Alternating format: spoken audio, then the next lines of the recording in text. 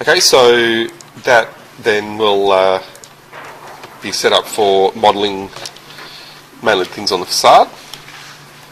So I don't need the surrounding elements to show. I'm just going to use a section box to cut those things out.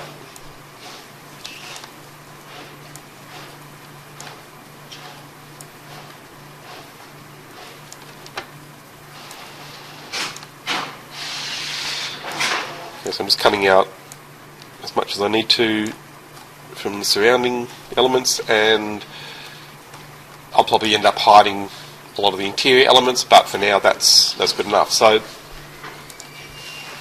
can see here we've got a footpath which is raised above the ground level, and then it's fairly flat, even though there is a slight slope up there from the interior, so there's a ramp or something.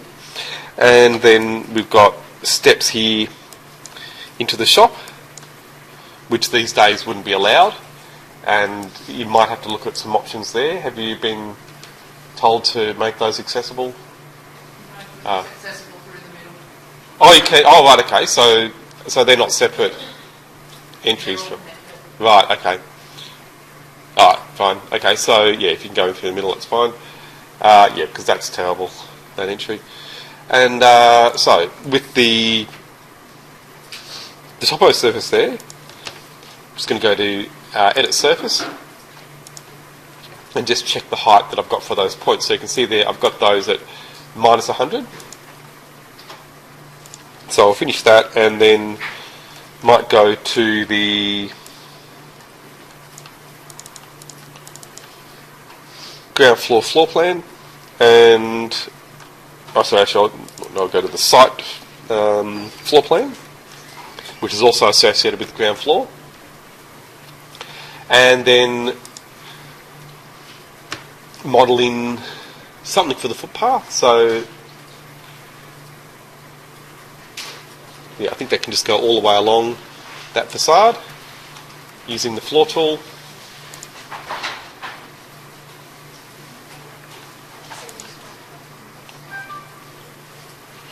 And then I'll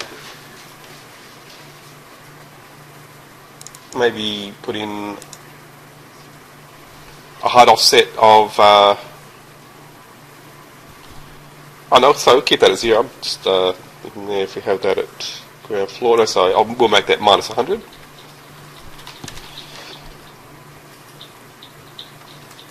And I'll keep the generic 150mm floor for now, and then just draw in lines following the edge of the building.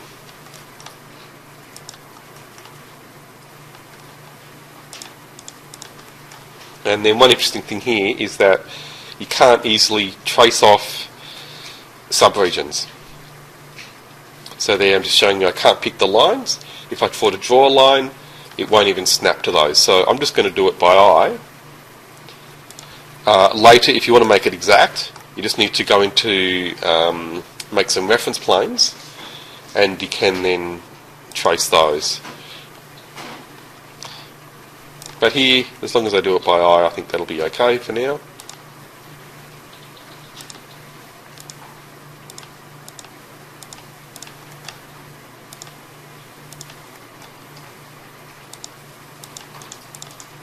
So I've got my basic shape. I might then just extend this line a bit further, and this one as well.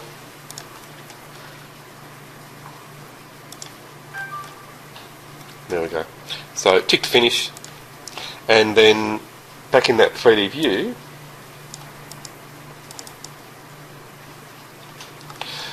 you can see of course that my floor now is below that, or it's flush with the Toposurface. So I need to go back now and bring that Toposurface down a little bit more. So I'm going to go to Edit Surface, and then go to my site plan again, and get all of those points there that are minus 100. And there are quite a few, so just in that region there. So I've got obviously some that are must be higher, so I'll get a smaller area. No, there's some more. There we go. Okay, so you might have to have a few attempts at that, but you can see there I've made a window around all of these points, and over in properties now it shows me minus 100 is the height. So I'm going to make that now minus 200, just so it's a little bit lower. So if I finish that now, back in the 3D view, you can see clearly that the footpath now is a little bit above that ground surface. And that's a really helpful thing, so I'll go to this 3D exterior, that's even better. So we've got a little bit of a curb there. We can even bring that up more later, but at least there's something for now. But the most important thing is not so much what's happening at the edge of the footpath, but what's happening at the edge of the building. And it's almost the way it would have been built. So that footpath there, if you look in the photos again, you'll see it wraps around on the sides. And it might seem like a lot or extra detail that you shouldn't be needing to think about at this stage, but you will, when you do the stairs, need to think about some of these levels, when you do the steps there into that entry at the side, and also when it comes around the other side. So it's worth just spending a bit of time on this before you go into do the shop fronts. So I've got that floor there fairly well established, and I can easily go back and edit the boundary and extend that around either in my ground floor plan or the site plan. So coming down the sides here, I've got the site with the image to help me as well. So I can see pretty clearly there where that building edge would be. Yeah, so it's something like this. And you should show that building in the end. So think about that as well, but for now I'll just extend the floor, and most importantly along the edge of the building there, making sure it traces the wall. So that's it there.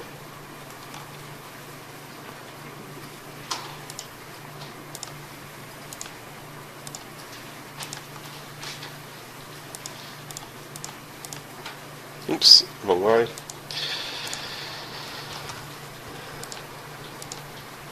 Okay, so I'm just trimming those back.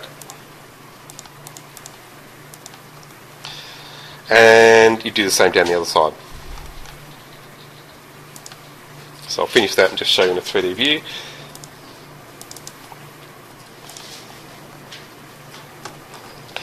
Okay, so now I need to go in and really start setting out these more detailed sections where you've got the shop fronts firstly, and so I've got the bottom worked out. We can then put a step in using just the edge of the floor from the inside.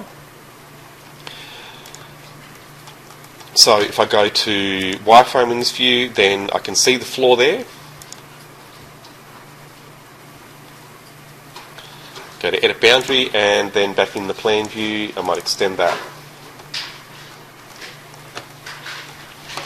So with this line here, you can see, actually there's a real tip that's handy. When you select it, do you know how you can tell how that line was made when you are working with a floor? So if you're going back to edit the shape of your floor, always have a look out for this arrow. When you see that, it tells you that the line was made using pick walls, and that works a bit differently to all the other methods. So with that I can flip it from side to side, but that's going to flip all of these lines, and I don't want that. So it's easier, if I want to put the line on the outside, to delete this line and then make that one again, either with pick lines or just drawing a line. Exactly, that's right. So pick walls is good, but sometimes it does things you don't want it to. So here, just by drawing that line, yeah, often it's better. But see, it's also good to pick walls because sometimes you'll move the walls later, and then the floor will go with it. And also then when you're working with different structural systems, you might have, say, a brick veneer wall. Yeah, sometimes I pick lines instead of walls.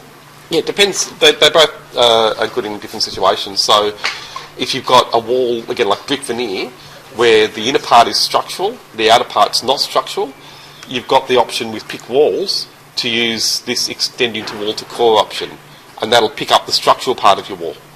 And so when you're doing your construction drawings, that's really helpful as well. So pick walls definitely is useful, but again, it'll do things you don't want to. That's right. If it's not putting the edge where you want it to, then just draw it. That's right, exactly. Yeah. So now I've drawn this new line, and I can use trim to join it to the lines I've had from pick walls, and that's fine. So here, that's going to give me the edge of the floor roughly here. We're going to need to bring it back though for that area where you've got the ramp that steps up. So we already know where that will be. It'll be in here somewhere. So why not put that in now? I'm going to use again, just the line tool, and so looking at the floor there, we can see that it really is going to sit inside the walls. So that means I can simply trace over the top of this wall, and we'll just say that we don't really know where it finishes, so we'll just say it goes to here for now, or maybe the back of that wall, and then down, and then across. And with split element now, I can break that outer line and then join these together. So I've cut out a hole from that floor, and again, if I finish that now and check the 3D view, you can see that pretty clearly. If I go back to a shaded view, you can see the floor there sticking out, and that'll be much clearer in a moment once I cut out the openings. So we've got then the basically opening that is spanning across that whole shop front, which needs to be removed first before putting in the glazing and the other parts of that shop front. So I'll do this starting in the ground floor plan maybe. And because we've got lots of things that are going to relate to this opening, I'm going to use reference planes to define those things. And so here you can see we've got the edge of the columns there. It's a bit hard to see in this drawing, but in that photo actually, but if we go and have a look at the plan, we can see fairly clearly that we've got those things set out already. So why not use that using reference planes? I can trace over just by eye where I think the edges of the column should be. And then just to make that a bit more rational, I'm going to measure those things, and you can see it's 150 and then 180. Well, I'm going to change both of those to round numbers, 150. Set out from the top and the bottom, and I can copy those two reference planes. Maybe I'll just make it a little bit neater first though. Yep, so I'll just use Control to select both of them and then copy them down. So that gives me the point that I can use to then cut the wall. On this part anyway, on the side nearest the entry, we then want that to be set out the same way from the top. So I'm going to copy that up above, and then again make that 150.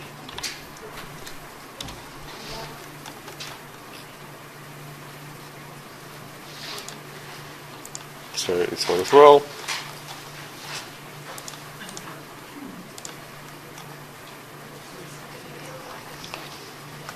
Okay, so with those reference planes there, now I can make openings much more easily. I'm going to go to the west elevation. So I can see there the facade of the building. And so we then need to know the height of these openings, which we can set out from the first floor really, which should give you a pretty good idea. Has anyone counted bricks or anything to work out any of these heights? No. So one way of doing it would be to count bricks from one of the one of the shapes on the upper level. So we've got there 1, 2, 3, 4.5 bricks. So with the calculator, so 4.5 bricks is 382.5 roughly.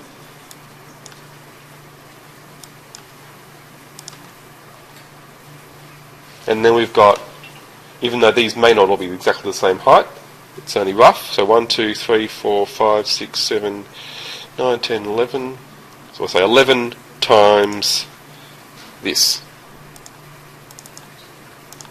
So 4,200 is basically the height from the ground floor.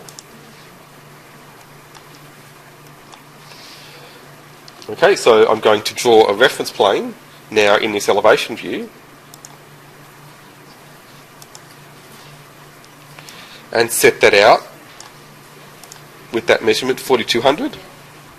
Well, and then we've got a problem. Okay, so I'll undo that because I think some of the measurements you've been given must be either wrong or my calculations aren't right, but I don't think my calculations are that far off. So I think you were saying at some point that you had a first floor height given to you of 4,200. Right, so I've just worked out that to here is 4,200. Yeah, so it must be higher. I'll just recalculate it though. Doesn't hurt to double check. So 1, 2, 3, 4. So maybe it is 4 exactly, not 4.5, and that could make a difference. So 4 times 85, so that's 340. Okay, so was it 1, 2, 3, 4, 5, 6, 7, 8, 9, 10, 11? Yeah. So 11 times 340, let's try that. 3740. Okay, so that's better. My maths was off. So I'll set that as my distance. That's better. Okay, so I've got the top of that opening established, hopefully. And so you could just use the same measurement. And so now I'm going to select the wall and then use Edit Profile to make the opening. You might know that there's an opening tool on the Architecture tab. You've got the Wall Opening tool, which is a good one to know. And there are also opening families as well, which are really useful in other situations. But you'll find in many cases using profiles is a good way of making openings, especially when they need to be accurate. So again, by selecting that wall, now I'll go to Edit Profile.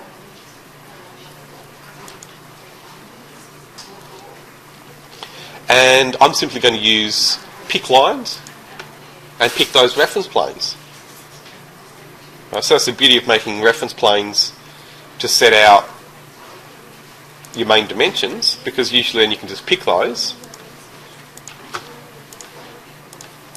It's much easier than working everything out. Oh, sure, no, it's here. Okay, no, it's here.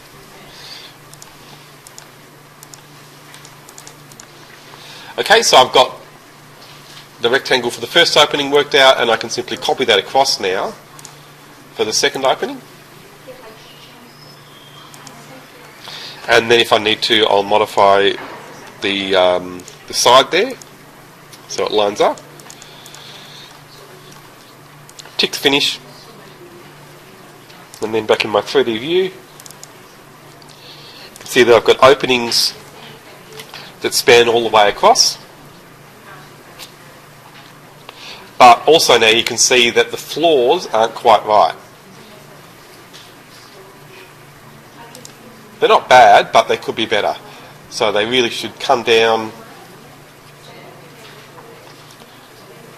But, well, actually, here you've got these exposed capitals. I mean, exposed plinths. Plinths, not plinths. Yeah, plinths is the right name for these, or the base of the column.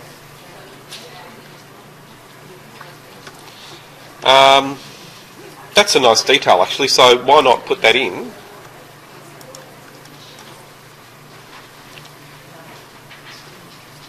And you're going to conceal a lot of it anyway when you do the columns. But yeah, I think that's a nice detail to add in. So if you go to Edit Boundary, you can go back to your floor plan. This is optional, but it's a nice detail to have. So using pick lines there, you can put in an offset. And I'll just make this 30 mil.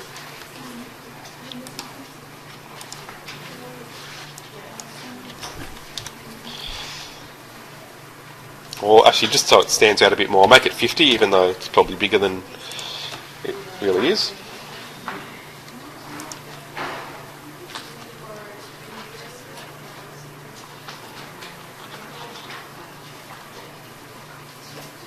Yep.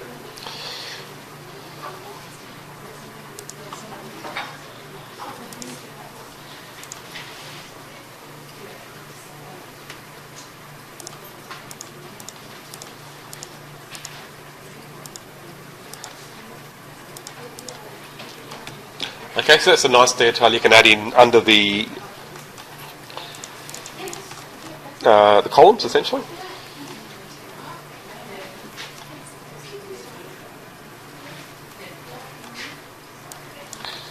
And I'll use mirror.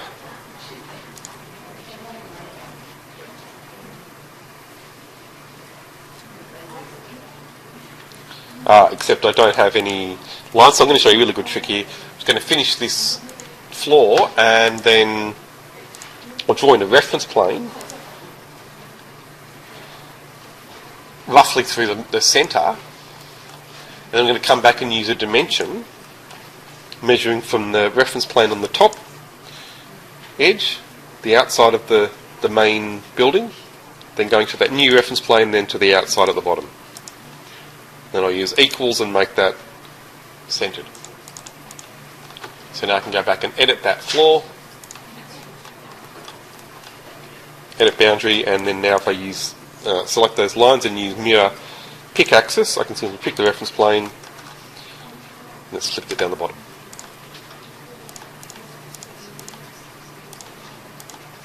So there we are. So tick to finish, and so that should make it join fairly well to the bottom of the walls.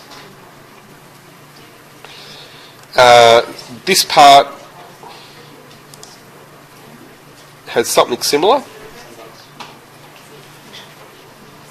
So you can actually see it there. So I think why not replicate it?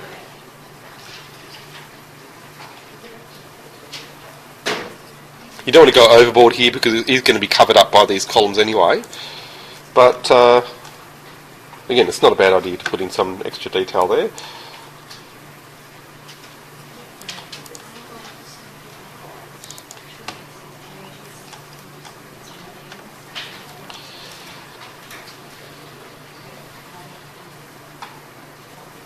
So here you can just copy these lines down.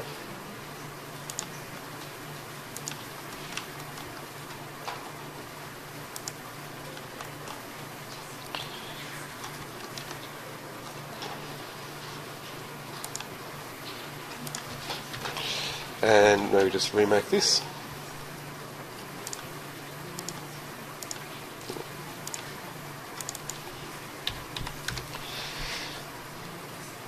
Let's see what's happening there. That one's flush actually, so it doesn't need to be offset.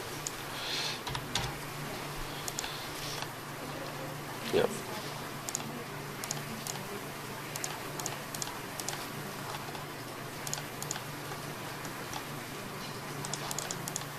And again, that can be mirrored using pick axis. And there you go. So how easy is that? Well, it's not easy, but you should be able to get it done. So there we are. So that's got the connection from the floor to the footpath.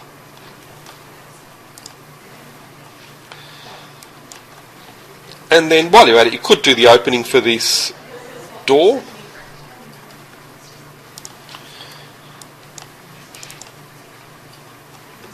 But since it's got doors, even though they're a bit hard to see, looks like there are some, there are some doors there, so I'll use a door family for that.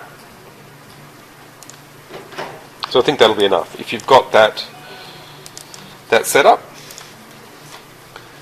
then you should easily be able to add in curtain walls and some base walls for the, what would you call that? Wainscoting? There's a better word for it, but for an interior that would be called wainscoting, definitely. Forgotten what it's called when it's on the outside. But essentially that would be just a normal wall and then storefront or a curtain wall above that.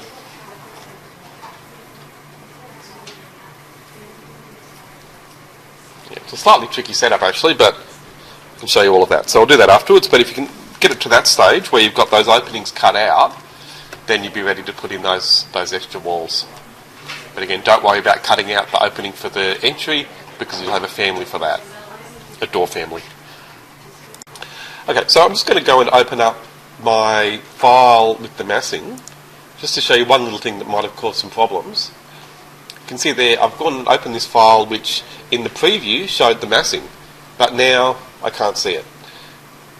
If I go to the massing and site tab, you'll see the button there is on the top left, show mass by view settings. Now that's what the top option does. The bottom option is something different, but when you click on the top part of the button there, it uses that first option, and that's what you want. So I'm going to click there, and then my massing will come back. So it's basically a toggle that hides and unhides your massing, and it does that globally. So you can see there's my massing showing just fine, but that will toggle off as soon as I click that button again, and also if I close the file it's toggled off automatically. So I want the massing to stay there, and so to do that I'm going to go to the visibility graphics overrides settings here, just clicking edit in the view properties, and then when I scroll down you'll see that mass is turned off. So I'm going to tick to turn that on. Now, if I click that button, massing will stay on in this view. But in my other views, you can see here is a view where my walls are still showing. So there, massing toggle on and off just like normal. But again, so it's toggled off now. I go to my other view, it's still there. So that can be good to know when you're working with a lot of massing. But what I want to do now is go on to do some more detailed modelling. And that should be your process. Once you've established your main zones with the massing, then you'll need to start focusing on the more detailed elements, both from the existing building and in your design. And so here you can see I've got a view set up which is showing, well, it's got some walls hidden, so I'm going to go instead to my initial default 3D view and again duplicate that view, and so I'll call this 3D exterior.